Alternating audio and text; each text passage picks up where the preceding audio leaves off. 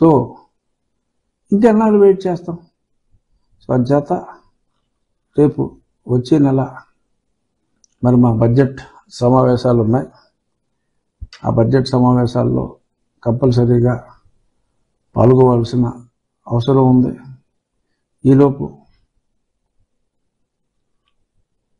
MP నిధులు ఇవన్నీ కూడా అలాట్మెంట్లు, కొంత పెండింగ్ వర్క్స్ కంప్లీషన్లు అన్నీ కూడా చూసుకుని మరి ఆ ఫిబ్రవరి సమావేశాల్లో ఒక మంచి ముహూర్తం చూసుకుని నేను నా పార్లమెంట్ సరే నా సొమ్ముతో నేను నెగ్గా, నా గ్లామర్తో నేను నెగ్గాను అని చాలాసార్లు చెప్పాం. అయినా ఇంకా వాళ్ళు ఫెయిల్ అయిపోయారు, ఇంకా ఎందుకులే ఈ పార్టీలో ఉండటం, ఇన్నాళ్ళు వాళ్ళ పౌరుషం నిలబెట్టుకోవటానికి వారి గౌరవం అంటే ఎంతో పెద్ద సినిమా ఉంది అని అక్కడ అనుకుంటున్నారు కదా. ఓకే, కొన్నిటిలో వాళ్ళ సినిమాను వాళ్ళు ప్రూవ్ చేసుకున్నారు, వాళ్ళ కేసుల విషయంలో, ఇంకొన్ని విషయాల్లో. కానీ రాష్ట్రానికి మంచి జరిగే విషయంలో వాళ్ళు ఏమి చేయలేకపోయారు. ఇక్కడ వారు ప్రూవ్ చేసుకుంటానికి నేను చాలా సమయం ఇచ్చాను. ఇంకా రేపు జనవరి 31 నుంచి ఫిబ్రవరి 9 దాకా మా సమావేశాలు ఉన్నాయి.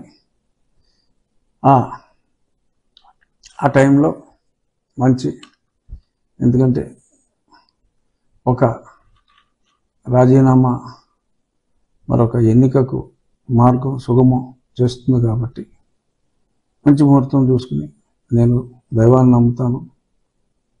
మరి జ్యోతిష్యం కూడా అంటే టైంని నమ్ముతాను.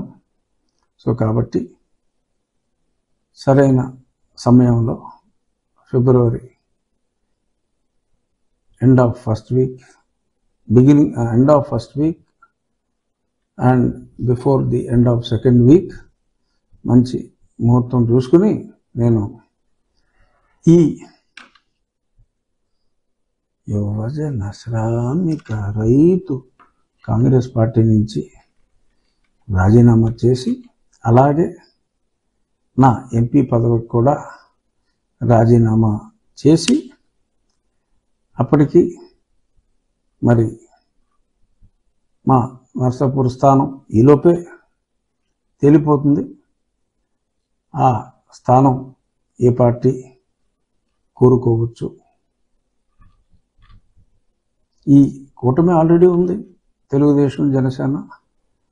మరి ఎప్పటి నుంచో నేను చెప్తున్నా, ఆ కూటమిలో మరి జనసేనతో ఆల్రెడీ భాగస్వామ్యంలో ఉన్న భారతీయ జనతా పార్టీ కూడా భాగస్వామ్యం అయ్యే అవకాశాలు బికాస్ ఆఫ్ ఆల్రెడీ ఉన్న జనసేన వలన పొత్తున్నట్టే మనం భావించాలి. భావించకపోతే మనం బుద్ధిహీనులు అవుతాం.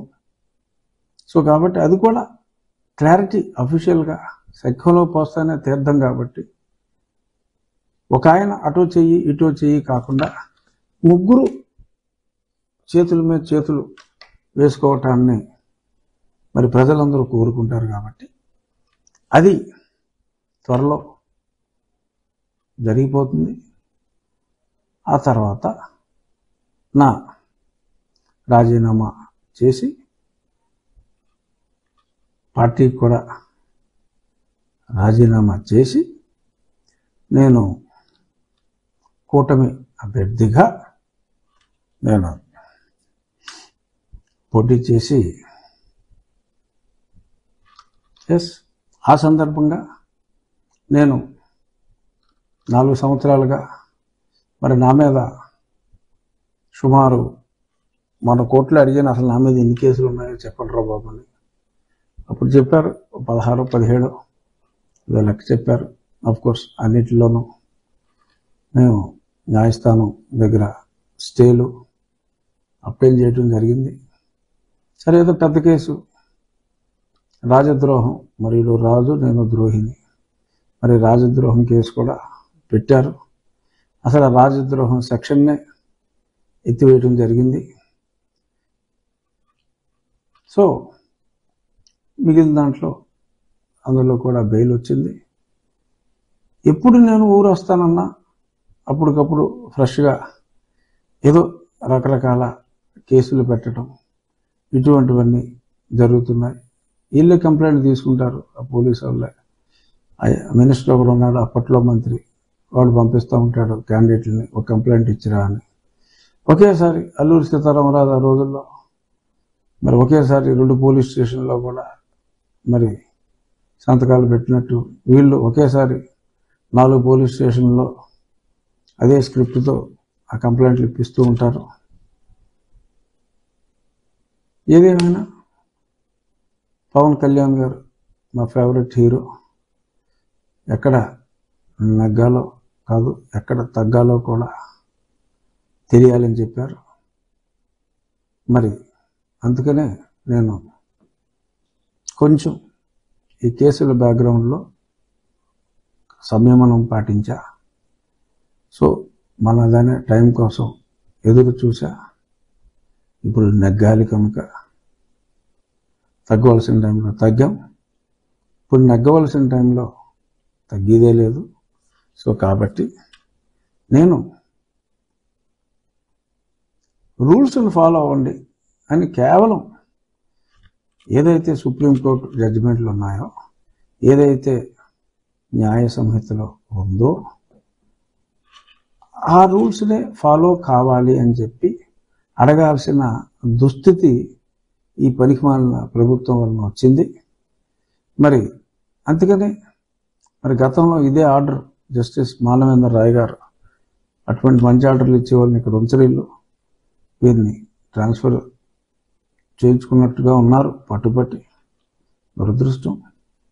మరి ఆర్డర్స్ ఉన్నాయి, రూల్స్ ఫాలో అవ్వమని అడిగాం అంతే. రూల్స్